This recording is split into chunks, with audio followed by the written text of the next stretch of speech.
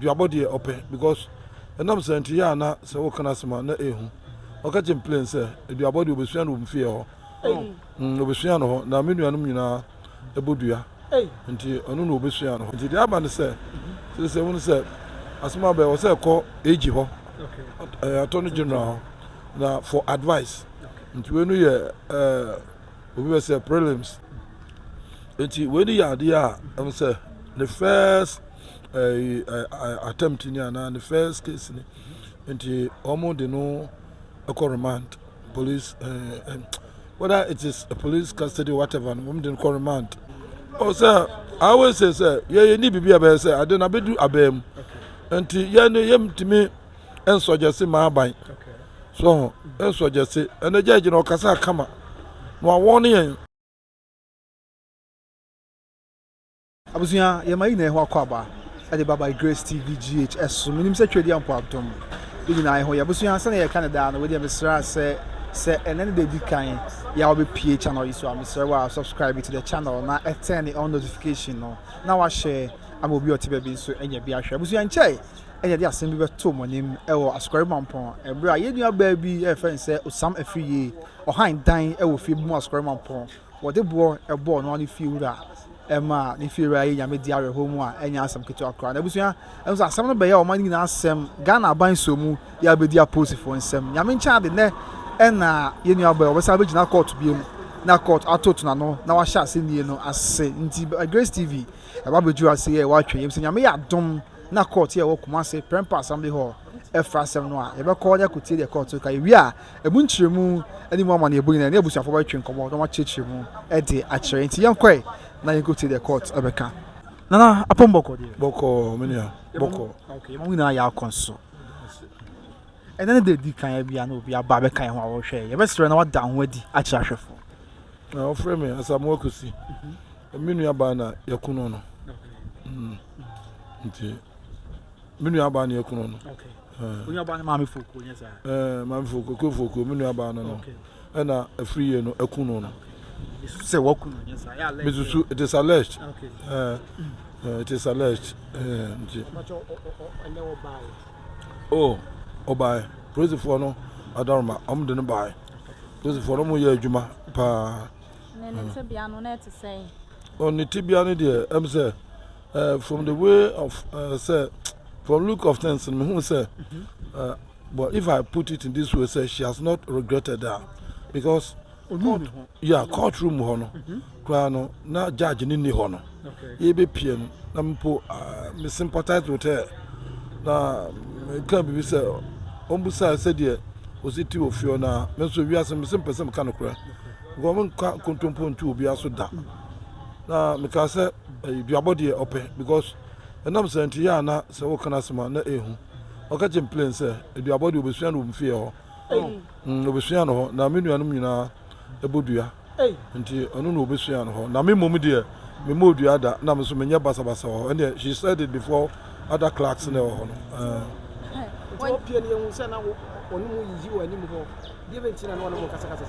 Media O piano, the other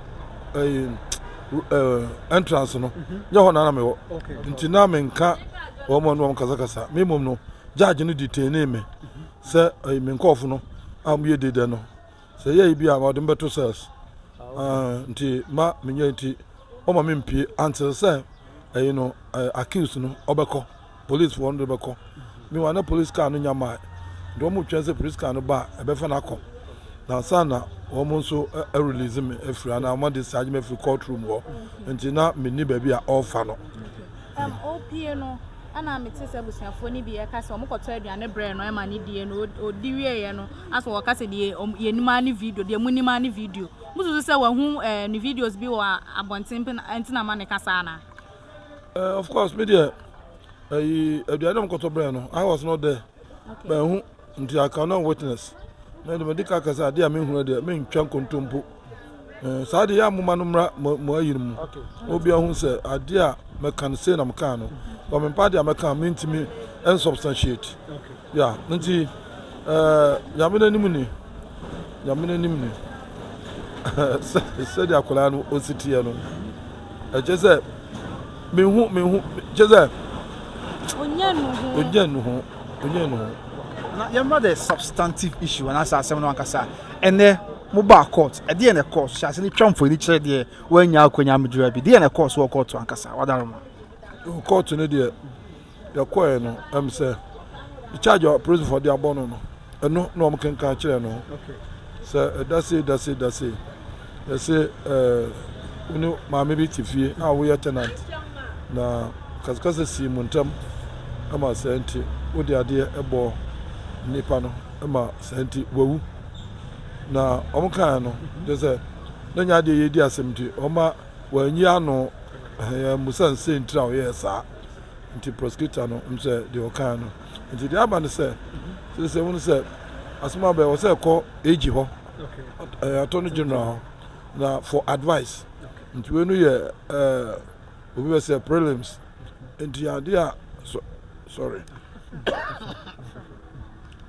nti we no ye ade am say the first attempt ni ana the first case ni nti omo de no a remand police whether it is a police custody whatever no omo de no remand am say 23rd in the Besamba court. 23rd September. Yeah, in the Besamba court.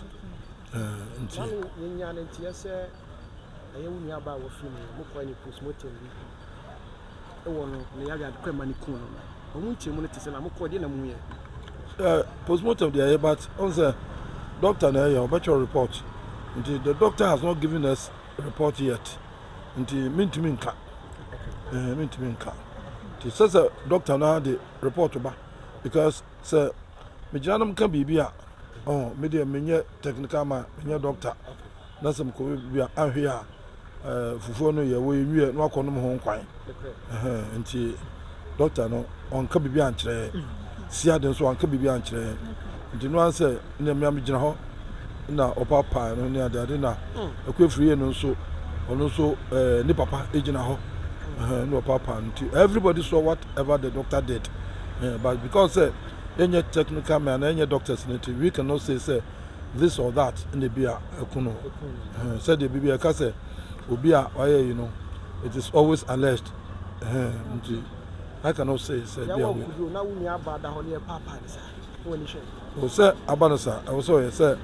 Bema dear, let me say, even though I wasn't happy because C0urt&V0w so me busam say am I comfortable with the situation? I'm so yeah because Abasa was me yeah to me senior brother ko region catch him say me free ho but since all along me and said you me dey pneumonia dey no just I could not run away to me gina ho we na that no why buy o can we say Alex so say ye nua buy ye maame a wo yi di nua ye odi na chi na tambo de ma osama fie mo the ball mu nua ne ko no a business asem no tremu fufuro bi aba na development bi every mo aba na Baba also I've been saying sir me I always say sir I don't want to tell lies even though I'm a human being also tells lies so but for me sometimes you know I want to face fact because they say when we do about near the identity that person be there me who sir I was not the one she took the stone nam ni ho so now ade bia so match I said no one kind no praise for action and no one oh sa unya ba nse sia we oh da much me ka unya ba no a isu se wona tambo ma osama fie oh only the okofa please for say ombeja ne fie ho na onye ombeyi ndema akra but obeyi but asaba sa bedwa to a say o friend attempt the only the nye wuo no nti and obedwa to but the behavior wo fie no and ma just say obedwa to say yes what did you attempt she on saying say yes but she doesn't know so what did you attempt but she must know so did you and she insults everybody in the house that what I'll continue to say yes she doesn't respect anybody in the house now curse there anyone from the free and she has rendered an apology to us but It doesn't talk to anybody in the house. In fact, about one back some only police for about my patch on. Say the next day number anajo the who say of free chrome be running them. Ever since me who be whether she's in the room or not, no, I don't see her. But I'm about court you maybe say busuan for now ba. Maybe I don't think she can come. Wow. Say on say abusuano almost every obiade nani ebu no anase nam say wonu obiade nya fa ofri on nti no. Wonu ba no nya fa wo wu a obeyede wonu yes. Obeyede yes, you can come. Until nobody has prevented her not to come to the court and now say not to join the busia in crying. But she feels say because of the situation in a woman, she cannot, she has to stand aloof from us. She can't join us. Osama fie ye mama ya isu se wona aye boni ya allergy ebe sin da busuafo ni bi eto na mo aba mo na ase ana da na ye kasa na so obi anyama ebi no aba e di dwa to anya cha opa bi aba. Oh, yeah, Saturday Sunday the obi ama na emom ne ose ne stepfather bi a wa na mama sesi a na na uncle baako omo na last time on buy ebe chi abusua no since on buy ko na omo ma biem emo ni papa nua se ni papa nua because na ni papa no so chia ne fru okonso bibi ebe ko mochro ebe ko hi ono ne na ekọ. Oh, okay. Ono na ekọ say I don't know ni nua ba na aye nti so di akira I don't think say bia ye nti na odi akira and say both parties no odi akire and the papa there is good say me huna facially there me I see him to be good but inwardly I cannot judge. Nyame adoma 23rd September nyame de yankwa chen ya edien na ebusua no mo hwe ni mo wadaroma.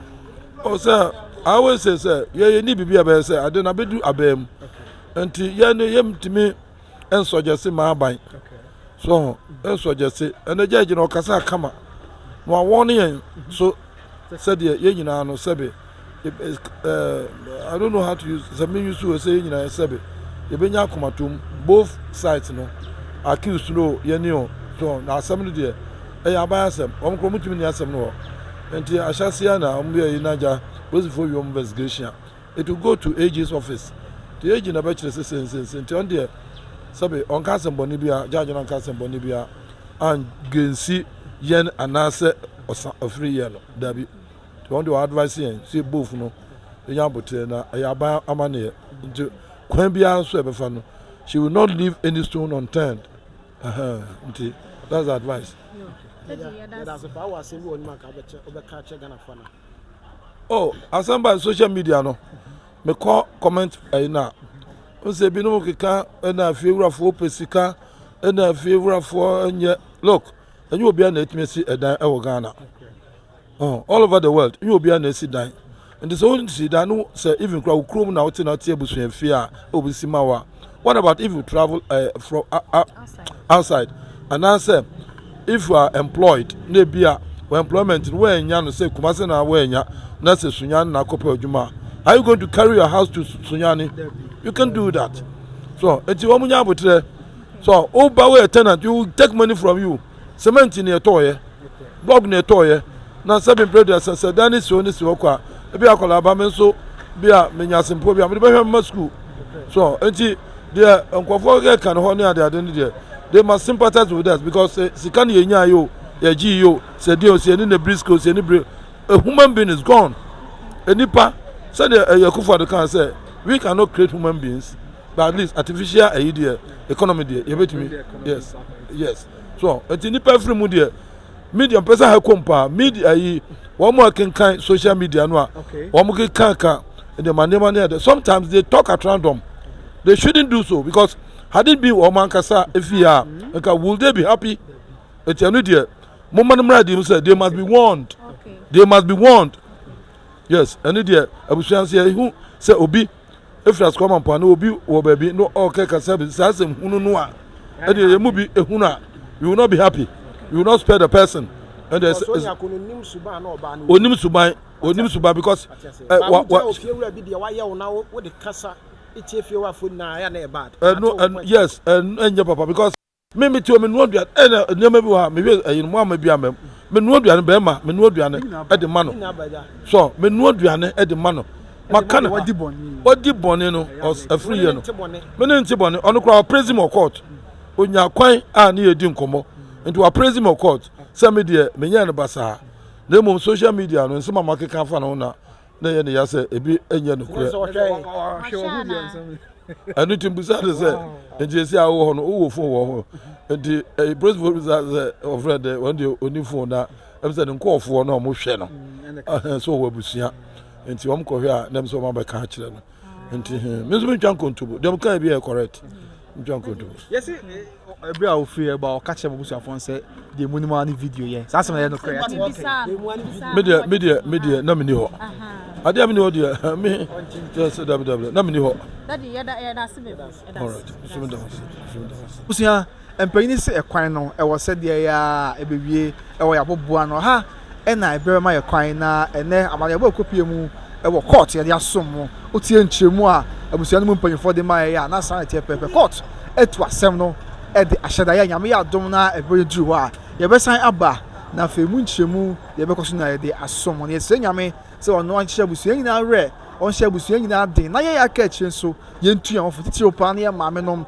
na ye papa nom ye ofa no afie ruafo so we ba behind wo dan ya mesre se be ya ye background checks ko ba bia so free ko ba bia so wote na ba bia watena pen ne ko busa ne ho nsem fa na chi ne ko busa ne ho nsem aka wo ye papa obehu omwa won so obehu na chisan ko adehyeman ma ya nhwere ye kra enkwae sa ebe ha adwen pam sing na ebe ye ne sa anti ya me nkoso ankan ho na won tina nim enkyere na won fa ya maame so kra ensie ye medin e de kwabona wusu kai se obi trading enterprise poku buache perfume house and boutique ye wo Kumasi South St0ned junction and a so basne e ma me di na ma ne boy ebro maka cho se abusia opie na oba ni ma baako ade baako no obi hu ho atade e hyew oben no ano ho mpaboa na oben pa no ho perfume a egu ho sa ne ma me ensen e da obi trading enterprise bi so poku buache adwen ho asa kwabana there be more landing there there's also me drink Ghana man ni Asanteman ho ti wo de ntade papa empower papa ni perfume papa and aba Kumasi South St0ned junction Myster